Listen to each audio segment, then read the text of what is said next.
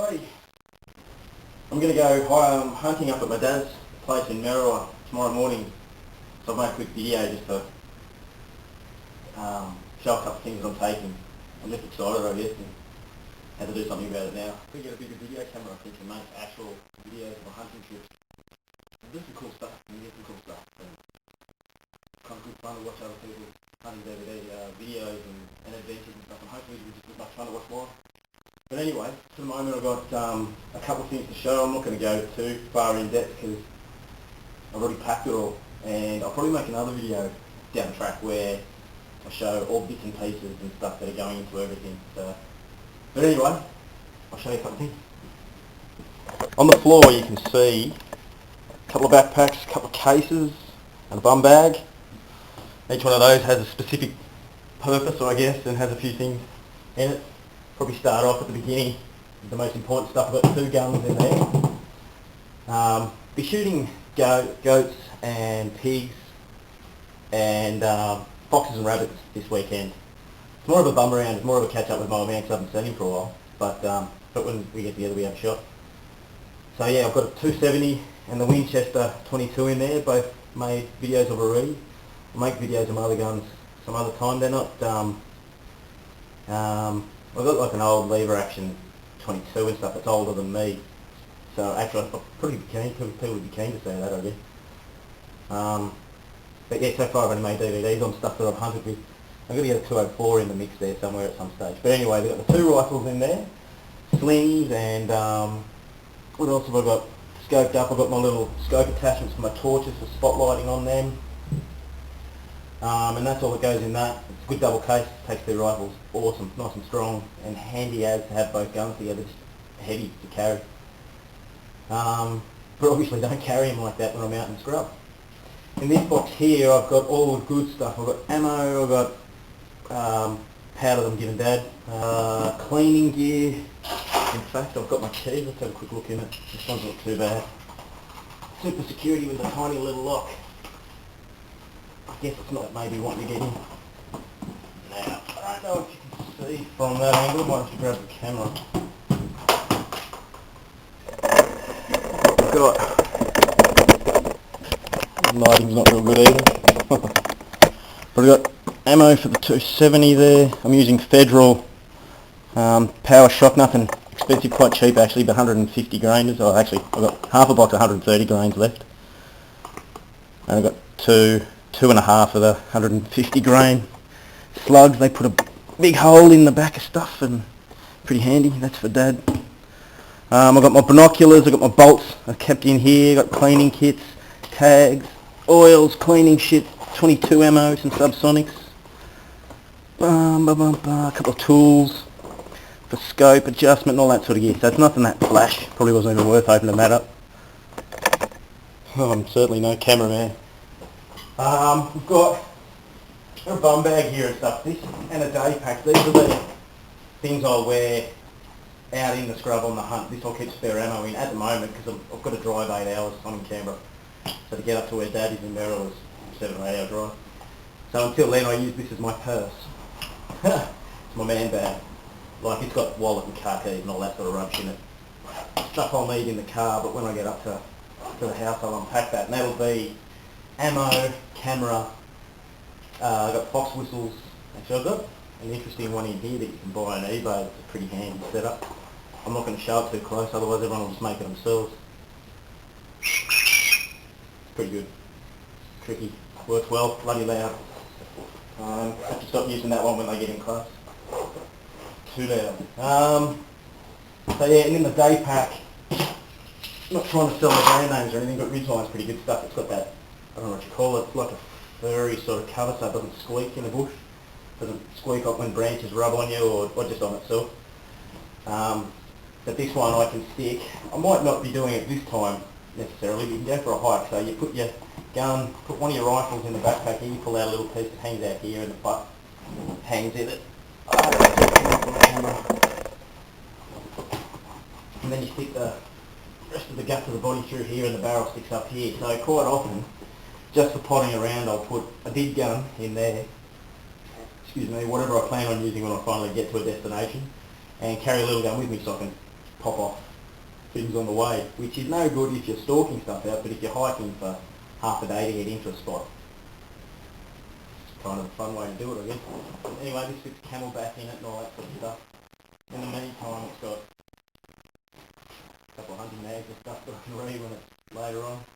My shemar, I don't even know how to say it, probably a torch and all that sort of gear. The batteries are all charging at the moment. So it's spare batteries and all that sort of gear. But all my rechargeable stuff, and the spare rechargeable stuff's all charging now, so it's spot on and ready to rock and roll when I get there. So that's that. This is my 65 litre backpack. That's because I'm not camping. It just has clothes and hunting boots and toiletries and camo stuff, all that sort of gear. I've had this, I'm 37 this year, I've had this since I was about 12 years old. My parents got it for me when I was in scouts and stuff. I mean, I come from a camping family, like we come back from school holidays and all the kids would talk about where they went to the Gold Coast and they stayed at these hotels and stuff, but I'd always come back to school with camping adventures. It's just what my parents did. I think once in my whole life, on a family trip, we stayed at a motel, but otherwise it was camping, either at campgrounds in town or out in scrubs. It's good. So this backpack's done me well for 20 odd years. It's unreal. It's even been, it's been through Asia, Cambodia, Vietnam, Thailand. It never hit Laos. But either way, this thing's been around the world almost, and in the scrub and out of the scrub, it smelt like old fish, it smelt like dirty campfire smoke, and at the moment it just smells like a backpack. I don't know how to describe it.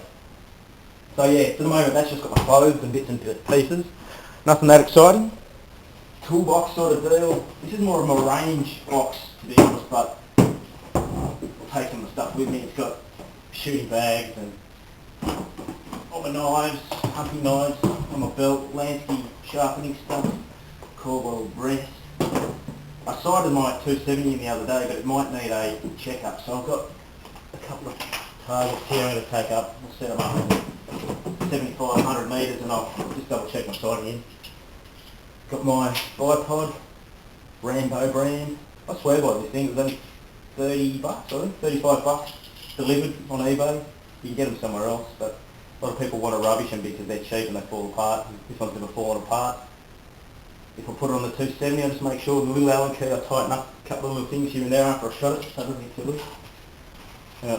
Torch clips, but quick show off my knives. Got a Muella, it's my utility knife, I guess. And hacksaw stuff, that little saw bit's really handy for cartilage and bone bits if you don't have a cleaver or a tomahawk, or even if your knife's getting dull and you don't have anything to sharpen it with. I mean, that's sharp as, I don't skin with this, but it's pretty sharp. It won't take hair off my arm better than take nice fillets. So that's good, that's like a utility sort of knife for me. Could be used for skinning, I guess. I don't like the point's probably too pointy, the tip's probably too pointy for my liking of skinning. I've got this thing, it's only fairly cheap, this Winchester knife's 40 bucks I think, but that's my skinner. It's got a good sort of end for my purpose of skinning. I've never actually used the gut hook. Might give it a shot this weekend on a goat. And I have Leatherman super tool, handy as, don't know what to say about that, it had to be said by millions of people before, bloody handy thing. And I've got a little stone in there for quick sharpening. What I need is a steel to keep with me, but that stone always got a trick, just put an edge back on when you're skinning stuff.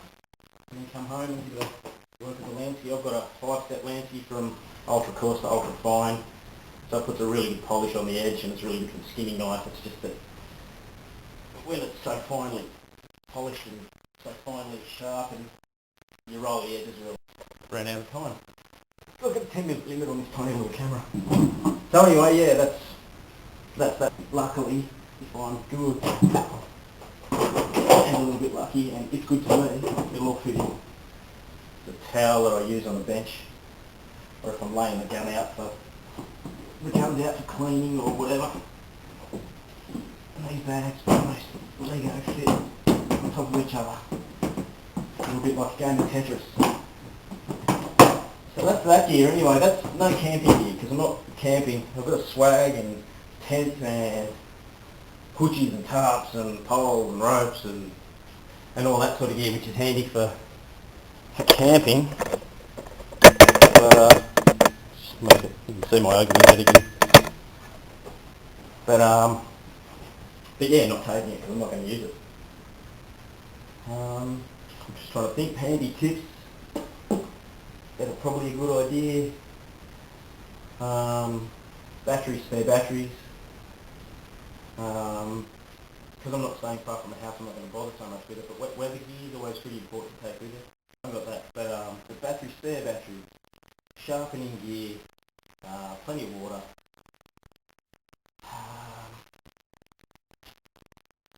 ammo, and make sure your guns are clean and ready for shooting inside of things. I think they're the most important things to have ready to rock and roll for hunting. And camping's a whole different kettle of fish. Heaps of different stuff. Same sort of stuff, but just you add twice as much to it at least. Seeing as I'm only going for a couple of days, I've only got a couple of changes of clothes in there. Some camo gear and some warm gear and some cool gear. Lucky enough, just about everything I own is either khaki coloured or camouflaged or something like that anyway, so I'm pretty lucky. I've got some real thread stuff that I wouldn't wear out in just general cover. From tomorrow to go, I'll be up at 4 in the morning, leave at about 5:30, drive up in the Commodore, there'll be V8 Commodore. Actually, I think I've got a clip of it up on the channel. And as much as it's awesome fun to drive, and after the tune and the exhaust and all that gear, it's probably a touch better on fuel. When I get onto the highway, I'll probably get 9 litres to 100 kilometres, which is pretty good.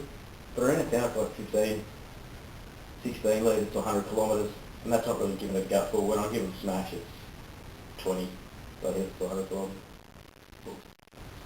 So it's not going to be cheap. It'll be $350, I reckon, in fuel maybe. But this is the first time I've gone up in this, so I'll find out. Really looking forward to it, very keen. That's all my stuff. I think that's all I've got to say. Thanks for watching.